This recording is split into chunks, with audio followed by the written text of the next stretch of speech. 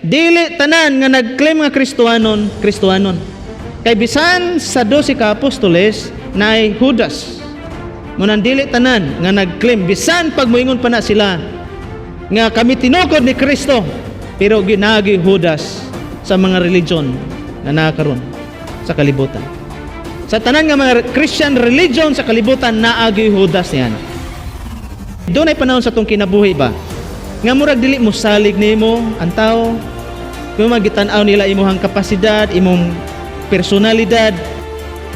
Na sa atong kinabuhi makigsuna masinatin animo naay mga rejection, naay mga tao nga dili mo salig nimo, naay mga tao nga dili mo believe nimo sa imong kakayahan, pero saligi lang gyud ang Dios.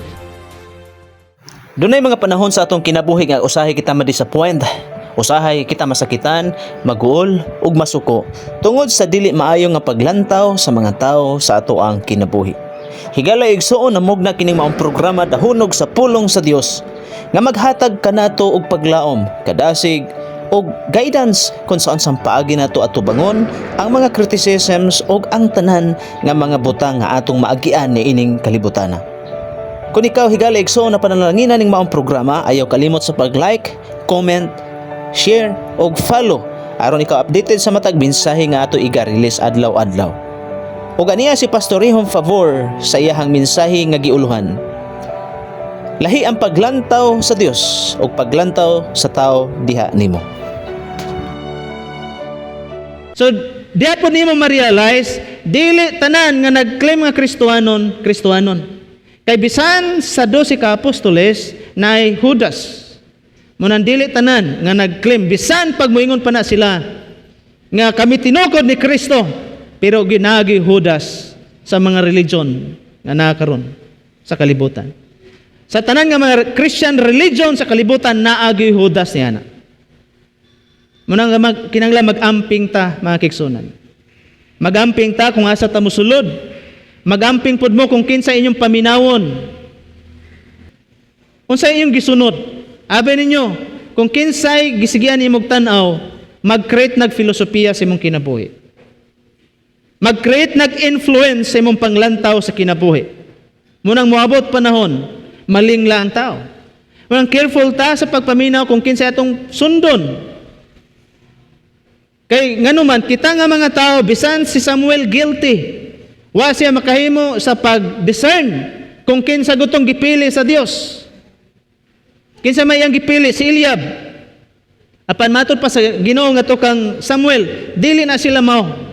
Now doon ay panahon sa atong kinabuhi nga bisan mga religious leaders dili makakita sa imuhang abilidad.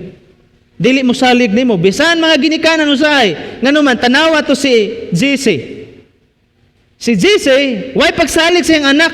Nganuman kung taas pagpagsalig si JC sa iyang anak, una to nila buhaton, iya unang ipatawag si David dito nga nagbantay sa mga hayop.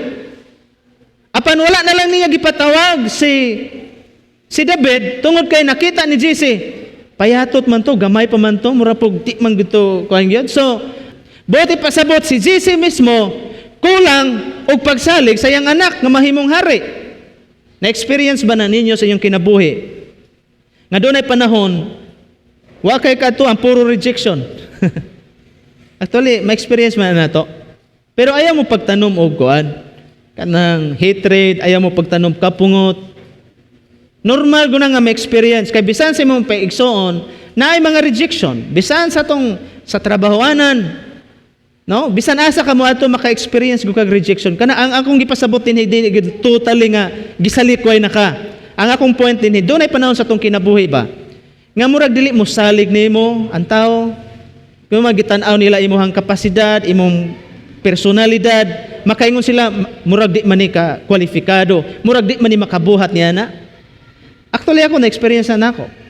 Na sa atong kinabuhi makigsuna masinatin animo. Naay mga rejection, naay mga tao nga dili mo salig nimo, naay mga tao nga dili mo believe nimo sa imong kakayahan, pero saligi lang gyud ang Dios. Sama ni David. Wala siya skills kabahin sa leadership.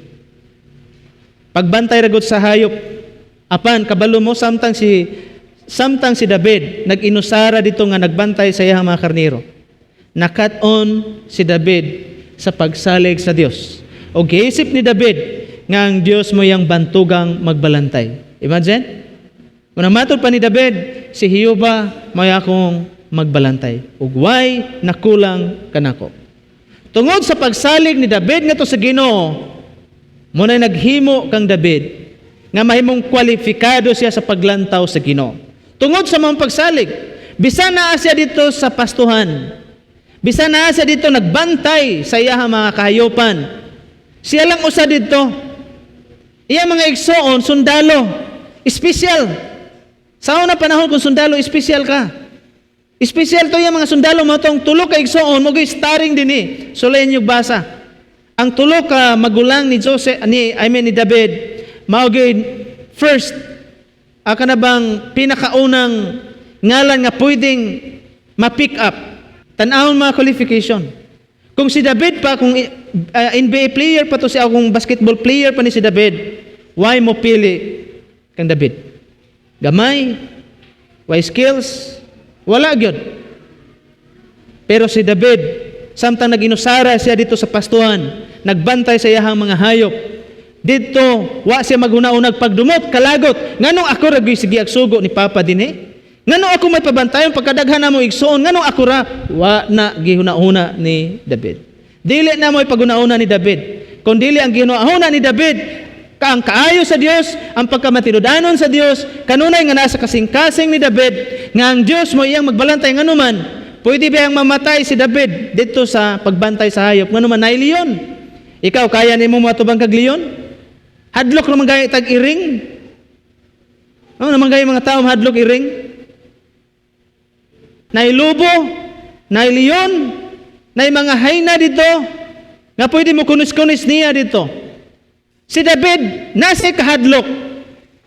Apa nagkataon siya sa pagsalig sa Ginoo, ug muto iyang kalig-on. Munang si David, na sinati niya, nga ang Diyos nagit siyang kinabuhi, munang atubang siyang Gulayat, wa siya kahadlok. Nganuman, matupad ni David, ang Diyos aniya kanako. Dili ako makigsangka kanimo pinagi sa akong kagalingon. Apan matupad ni David, ako makigsangka kanimo sa ngalan sa akong Ginoo. Ang pagsalig ni David naa sa Dios. Kay nabati ni David ang kaayo sa Dios, ang protection sa Dios dito sa kamingawan sa diyang nagbantay siya sa mga hayop. Ug motoy nagtudlo ni David sa pagbaton og tinud-anay nga pagsalig sa Ginoo. Munay nakita sa Dios sa kinabuhi ni David. Ang mga hingpit nga pagtuog, pagsalig nga to sa Ginoo. Muna sa atong kinabuhi mga kigsunan, atong hingpiton ang atong pagsalig diya sa Ginoo. Tungod kay mula bugtong pagi, makita na si Ginoo kung sa kaputli atong pagsalig diha niya. Na diya sa 2 Chronicles 16 verse 9, matod pa din na.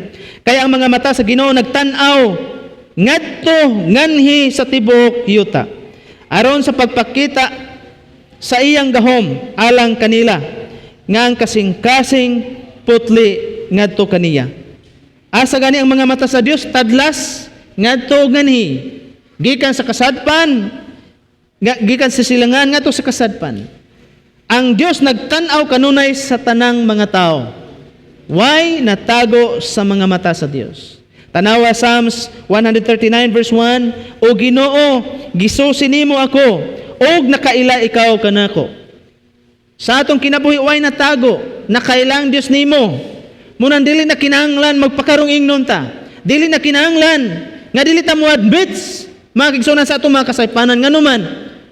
Nakita sa Dios ang tanan, nakailang Dios sa tanan sa atong kasing-kasing. Muna atubangan sa Dios. Kinahanglan dili nato taguan atong kaugalingon tungod kay diha sa mga mata sa Dios, way matago diha niya. Ug munay kasing-kasing ni David. Wa say gitago sa Dios ug sa mga tao. Munang gitawag si David sa Dios og a man after God's own heart. Yes, dili perfecto si David. Apan tungod sa imong pagsalig nato sa Ginoo, munay naghingpit kang David. Ang tao matarungon tungod sa iyang pagtuo ngadto kang Jesus Christ. Buti pasabot kini mga tawhana nga gitan-aw sa Dios ang ilang sulod. Kadto ni mga dunay tao nga dunay matinud-anon nga kasing-kasing nga nagtuo sa tinud-anay kang Jesus Christ. Muna kung hingpit ang imong pagtuo mo na gitan-aw sa Dios. Kabalo mo unsay pagtan-aw sa Dios nimo? Kung hingpit ang imong pagtuo, matarong na ka ug iya na kang anak. Apan ang paglantaw sa tao diha nimo lahi. Usahay ingnon kang balo-balo rang Kristiyano, balo-balo ra kang sigig simba, muna imong kinabuhi, ako naka-experience ko niya. Kabalo ko sa akong kinabuhi. Kabalo ko sa akong gisulti, wa ko nalimot sa akong gipangsulti. Wa ko nalimot sa akong mga kapakyasan. Gi-admit na nako kung unsa ilang paglantaw sa kuha, mao na ako. Kung kinsa ko para nila, mao na ako para sa ilaha. Pero ako sigurado ko kung unsay paglantaw sa Dios sa akong kinabuhi. Unang sa atong kinabuhi mga kigsunan, pasagdai kung unsay paglantaw sa tao diha nimo. Nga naman lahigid ang paglantaw sa tao diha sa imong kinabuhi.